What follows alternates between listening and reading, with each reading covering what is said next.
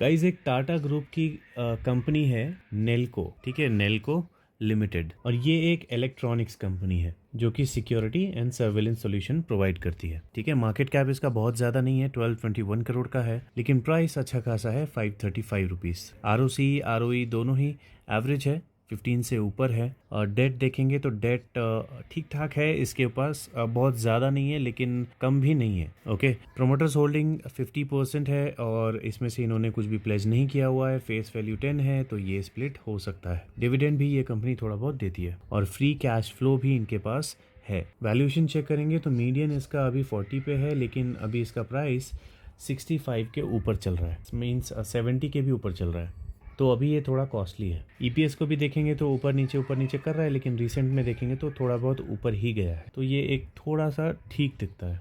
Profit growth CAGR दोनों देखेंगे तो डबल डिजिट तो है, लेकिन ये देखिए 3 इयर्स का नेगेटिव में है और बाकी 10 इयर्स और 5 इयर्स भी है, तो वो बहुत ज़्यादा नहीं है। ठीक है, 11% 20% है, तो कुछ खास ग्रोथ नहीं है। और 3 इयर्स का डाउन क्यों है ये देख सकते हैं हम लोग। मैक्स इसका प्राइस चार्ट देख रहे हैं और यहाँ पे इसका जो वैल्यू था और यहाँ पे जो वैल्यू था उससे ये अभी बहुत ज़्यादा गिर चुका है। ठीक है, तो प्राइस इसका हाफ हो चुका है, इसीलिए 3 इयर्स में आपको इतना ज़्यादा नेगेटिव दिख रहा है। बैलेंस शीट देखेंगे तो रिजर्व्स इनके बड़े हैं। बोरोइंग्स देखेंगे तो बोरोइंग्स लगभग उतने ही हैं, थोड़े बहुत यहाँ से देखेंगे तो कम होते हुए दिख रहे हैं, तो ये अच्छी चीज़ है। फिक्स्ड एसेट चेक करेंगे तो फिक्स्ड एसेट इनके कम हुए हैं। ठीक है, तो 2 आउट ऑफ 3 से मिल जाएगा। शेयर होल्डिंग पैटर्न देखेंगे तो प्रोमोटर्स के पास जितनी होल्डिंग थी उतनी ही है। फॉरेन इन्वेस्टर्स के पास जितनी थी उसमें इन्होंने 4 गुना कर लिया, लगभग 3 गुना कर लिया है। और म्यूचुअल फंड के पास जितना था उन्होंने बिल्कुल लगभग ना के बराबर छोड़ा है।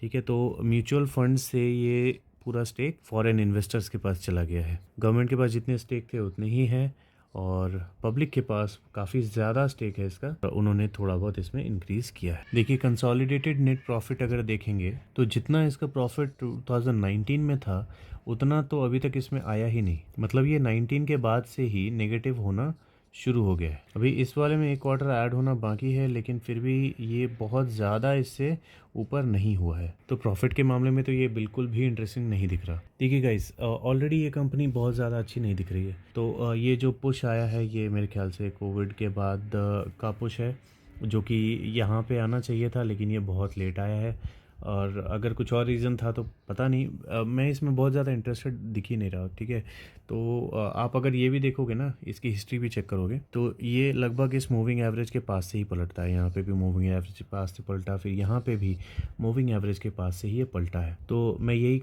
अज्यूम करूँगा कि ये यहाँ से भी अपने मूविंग एवरेज के आसपास से ही पलटेगा। ठीक है, तो मैं पर्सनली अगर इसमें इन्वेस्टमेंट करने में कंफर्टेबल फील करूँगा तो वो 200 रुपये के आसपास करूँगा, जो कि यहाँ पर है। तो 200-250 इसका एक कंफर्टेबल जोन रहेगा अगर आप इसमें इन्वेस्टमेंट करना चाहते हैं टेंशन फ्री होके। तो 200-250 पे करने पे मुझे नहीं लगता कि ये इसके ज़्यादा नीचे बहुत ज़्यादा जाएगी।